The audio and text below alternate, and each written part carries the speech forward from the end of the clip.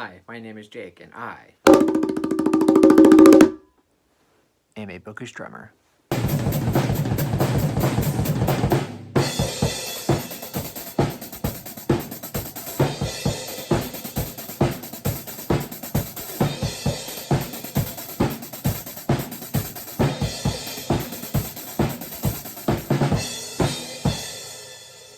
So for this video, I'm going to be doing episode 3 of my new Stephen King series. If you enjoy this Stephen King book, then try the Stephen King novella.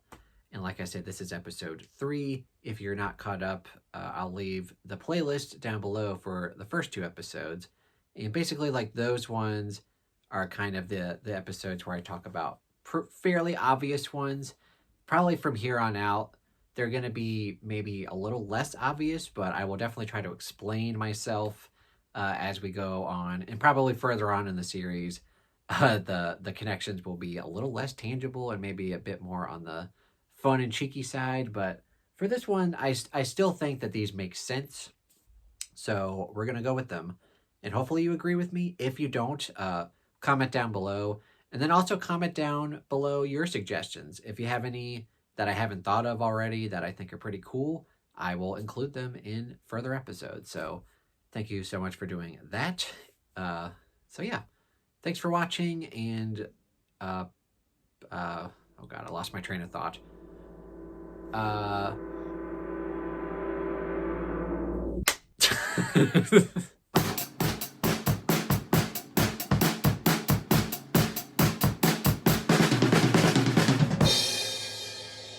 So for this one, I don't know if people will agree with me, but I think it does make sense in some fashion, but we'll go with it. So if you enjoyed Revival, then you should try The Breathing Method, which is the last and final novella in different seasons, and often the overlooked one because the first 3, Shawshank Redemption, Apt Pupil, and The Body, they're all way more famous. They all got turned into movies, but The Breathing Method is kind of the dark horse for this one, and it's actually my favorite Stephen King novella of all time. And one of the main reasons for that is the ending. And that's also another reason why Revival is one of my all-time favorite Stephen King books, is because they both have unforgettable endings. Like, if you read Revival, you're not forgetting that ending because it's so bleak and nihilistic and just bonkers. And then if you read The Breathing Method, you're also not going to forget that because it's bleak and nihilistic and bonkers. And so I even though the stories themselves aren't very similar, if you do like shock endings, like endings that are going to make you go, whoa, then if you liked that in Revival, because I know some people read Revival and they don't like the ending. Like Andrew from Andrew's Wizardly Reads, I don't think he liked this book as much as a lot of other constant readers, including myself. If you enjoyed that ending, though, of Revival, definitely check out The Breathing Method from different seasons.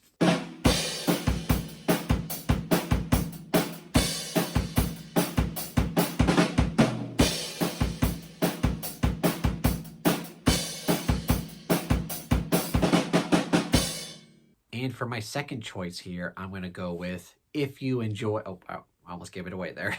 If you enjoyed Cujo, then you should read A Very Tight Place, which is the last story and novella in the short story collection Just After Sunset. Sometimes his short story collections do have novellas, by the way. There are 3 in here, but I'm going to go with, if you liked Cujo, then read A Very Tight Place. And the main reason is because if you know Cujo, if you know the story, it's about this mother and son being locked in a car in the middle of summer, and this rabid dog is basically trying to kill them. So they can't really get out to get help without, being attacked by Cujo. And A Very Tight Place, although very different situation, it's about this guy who is being forced into getting locked into this porta potty, again, in the summer, and it's called A Very Tight Place because he can't get out of there, and it's essentially he's left there to die. And so both of these stories are about, very, very grounded in reality, like could potentially happen in real life, scenarios of being stuck in a place you do not want to be stuck in. So if you enjoyed that element of Cujo, because I know a lot of people read this and they don't really like the first half because it's kind of just slice of life king in Castle Rock, but then they love the second half of the book where they're actually dealing with the horror elements of being locked in a car and Cujo trying to kill you. If you enjoyed that part of Cujo, then you should read A Very Tight Place, which is about this guy trying to get out of a porta potty. And it's very disgusting and very just, I don't know. But if you enjoyed that aspect of Cujo, I think people would also like this.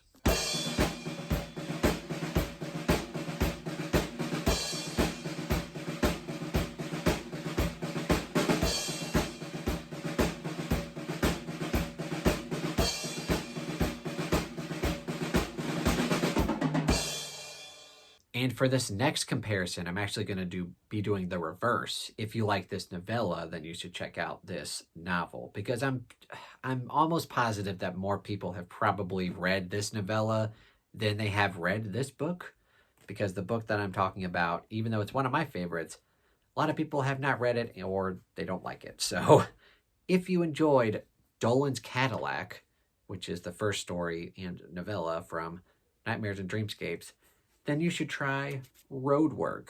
And the reason I mention this, specifically in this order too, it's like I feel like more people have probably read Nightmares and Dreamscapes than they have read Roadwork.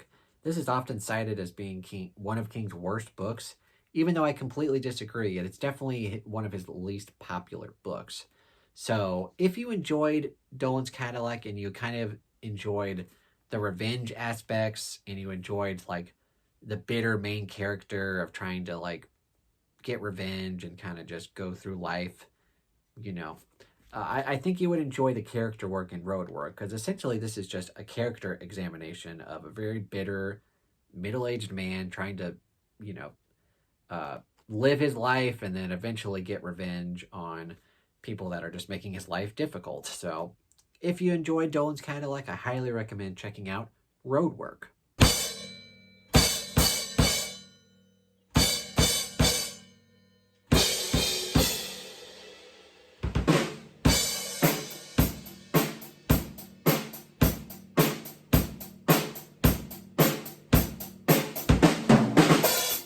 This next comparison is definitely applicable to people who read King for the kid characters, especially kid characters with supernatural elements. So what I'm going to say is, if you enjoyed either Firestarter and or The Institute, then you should check out Later, which is one of his newer books. And even though this is, I guess you could technically call it a novel, like Stephen King says, it's essentially a novella. Like if you go on Audible, like it's about 6 hours, which for a lot of Stephen King novellas, that's about what it is. Like Apt Pupil is 7.5 hours. So if that's a novella, then I'm calling this a novella too. So, and yeah, I don't think a lot of newer King fans have maybe read Firestarter, but probably a lot of King fans have read The Institute. This is one of his newer ones, and both of these involve kids with supernatural powers. And in fact, I got very excited for The Institute because I almost thought it was going to be a quasi sequel to Firestarter. That didn't quite happen, but still, it was not one of my favorites, but I did enjoy, the supernatural kid elements in both of these books, especially with Firestarter, because it's about a little girl who can light shit on fire with her mind, which is pretty cool. And in Later, we also get a kid. I think he's like a 12-year-old kid maybe. And essentially what you get is a kid who can see dead people, which is a similar premise, obviously, to something like The Sixth Sense, which is even mentioned in the book itself by Stephen King. But it's a little bit different, and it's got some Kingisms, obviously. And I just think it's really good. One of his better newer books. And I think it's one of the better kid characters with supernatural elements, because King has had a lot of those in the past, even with stuff like Carrie from Carrie and Danny from The Shining. But specifically, if you liked Charlie from Firestarter, little girl who can light stuff on fire, and then several kid characters in the Institute who all have various supernatural powers. If you enjoyed these two books, I highly recommend checking out Later, which I'm calling a novella, even though King would call it a novel. Woo.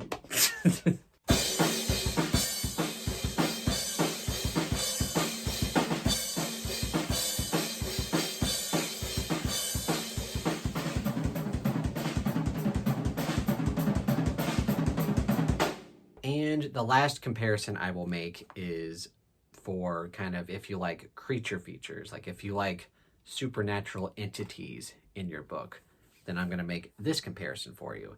If you enjoyed Salem's Lot by Stephen King, duh. If you enjoyed Salem's Lot, then I highly recommend you check out Cycle of the Werewolf.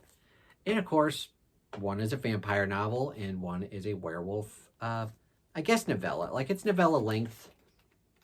Like, you know, it's like 100 pages with illustrations, right? So it's definitely not a novel. Like, you could argue probably Later as a novel, but this is a novella with pictures. And so if you enjoyed definitely the supernatural spooky elements, like if you love vampires and werewolves, like you're going to love Salem's Lot for the vampires and werewolves, you know, they kind of go hand in hand together. Like, I'm actually not a big vampire or werewolf fan, really. Like, Salem's Lot is an exception. Probably my favorite vampire novel is actually Fever Dream by George R.R. Martin, my all-time favorite author. And then Salem's Lot is still a pretty solid Stephen King book. This is actually his second published book. And yeah, the vampire elements are definitely there, and they're fairly creepy. So if you do like kind of like the supernatural creature feature kind of deal with vampires, definitely check out Cycle of the Werewolf. I don't think a lot of constant readers have actually read this one. And it also has a pretty cool and probably outdated 1985 adaptation called Silver Bullet, which I like. It definitely takes, you know, the elements of this book and brings it to life. So recommend that movie if you haven't seen it. But yeah, that's my last comparison here. If you enjoyed Salem's Lot and you're a big vampire werewolf fan, check out Cycle of the Werewolf. All right, so that concludes episode 3 of If you enjoyed this Stephen King book, then try this Stephen King novella. And please let me know what you guys think of my comparisons this time around. I think for the first couple of episodes, like I've said, they're a bit more concrete and make more sense. But hopefully, as I continue with this series, hopefully these comparisons still make sense and they're actually fairly good recommendations for y'all. Please let me know if these are good or not. And then also please leave down your suggestions for future episodes, because that would be fun to keep the series going, because I know a lot of y'all really enjoy this series. So yeah, well, let's keep it going. And of course, thank you guys so much for watching. And please subscribe to the channel if you haven't already. And I have my Bookish Drummer Discord that you can go check out. Of course, we have the Stephen King Short Story Book Club there. And then eventually when his newest short story collection comes out, You Like It Darker, we will be having a big buddy read for that. I have my Patreon link down below if you want to go support me there. And I have my Amazon wish link if you want to purchase me a book. Thank you guys so much for watching and have a fantastic day.